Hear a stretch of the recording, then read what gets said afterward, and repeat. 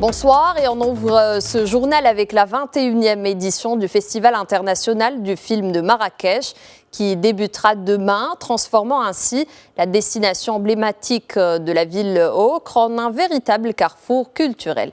Et pour en parler, nous avons en direct avec nous depuis Marrakech notre envoyé spécial, Ilham Barada. Bonsoir Ilham. Bonsoir Oumaima et ravie de te retrouver. Merci, ravie de te retrouver aussi là. Alors Marrakech est une ville qui vibre toujours d'énergie pendant le festival. Comment il se prépare cette année pour accueillir les invités, les festivaliers et célébrer cet événement culturel, Ilham? Écoutez, le Festival international du film de Marrakech signe sa 21e bougie et comme chaque année, bien évidemment, il y a des nouveautés à travers la programmation, cette riche programmation qui est présentée cette année et surtout par la diversité des lieux. Comme vous le savez, c'est le Palais des Congrès qui accueille donc le festival et les projections. Il y a le musée Yves Saint Laurent, il y a le cinéma, le Colisée et cette année, c'est un nouvel espace qui est rentré dans l'agenda du festival et c'est là où je suis en ce moment. C'est l'avenue, c'est la M Avenue et juste derrière moi, vous pouvez voir ce bâtiment qui va accueillir ces moments intenses que sont les conversations. Et donc ce lieu, c'est le Meydan, les conversations qui vont voir défiler un certain Sean Penn, Tim Burton, François Ozon, Sissako, mais bien évidemment nos cinéastes marocains, Yasmine Benkiran, Ala Eddin El-Jem, Ismail l'Iraqi ou encore Kamal Zrak qui, je rappelle, avait remporté l'an dernier ici à Marrakech avec son premier long métrage, L'émeute, le prix spécial du jury. De la nouveauté, il y en a toujours avec justement, comme je le disais, cette programmation et surtout, bien sûr, des changements en termes d'organisation. Mais on aura l'occasion tout au long de cette semaine pour vous parler de tout le déroulement de cette 21e édition du Festival international du film de Marrakech. Alors le Festival international du film de Marrakech est connu pour mettre en lumière une grande diversité de talents cinématographiques du monde entier, comme tu viens de le citer d'ailleurs. Selon toi, Ilham, quelles sont les attentes principales pour cette édition et les temps forts à ne pas manquer ?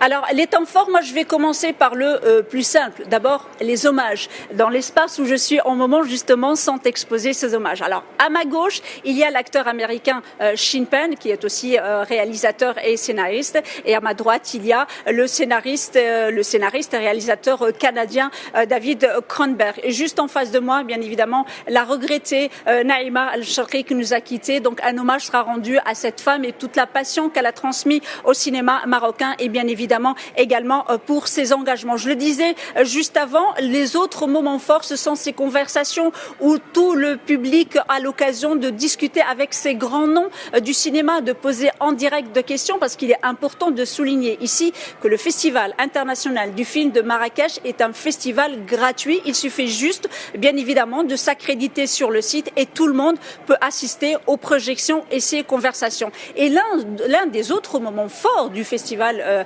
Oumaima, ce sont les ateliers de l'Atlas. Ces ateliers de l'Atlas qui ont été créés en 2018 et qui sont au fil des ans devenus le rendez-vous incontournable de l'industrie et des professionnels du cinéma. Et d'ailleurs, son Altesse royale, le prince Moulay Rachid, l'a mentionné si bien dans son message aux festivaliers. Il a justement mis en exergue le rôle des ateliers de l'Atlas qui, au fil des ans, ont permis, et je cite, l'émergence de jeunes cinéastes. Il a donné l'exemple de la jeune réalisatrice marocaine Esma El Moudir qui a remporté l'an dernier ici à Marrakech l'étoile d'or du festival. C'était une première pour les 20 ans d'ailleurs pour son film La mère de tous les mensonges. Et ces ateliers de l'Atlas, comme je le disais, donc c'est l'occasion de faire émerger de jeunes cinéastes, non seulement du Maroc, mais du continent africain et du Moyen-Orient. Juste pour information, Oumaima, sachez par exemple que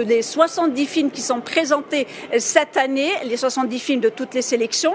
Et il y a 12 films qui sont issus des ateliers de l'Atlas et dont 5 sont en compétition officielle. Cela donc vous démontre du rôle des ateliers de l'Atlas. Et justement, pour accompagner la nouvelle scène marocaine, la Fondation, à travers justement les ateliers de l'Atlas et le Festival international du film de Marrakech, ont créé une nouvelle initiative qui va s'appeler Atlas Station et qui va accueillir pour cette première édition une dizaine de jeunes cinéastes marocains. Donc la fête du cinéma, elle commence demain au Palais des Congrès à partir de 19h.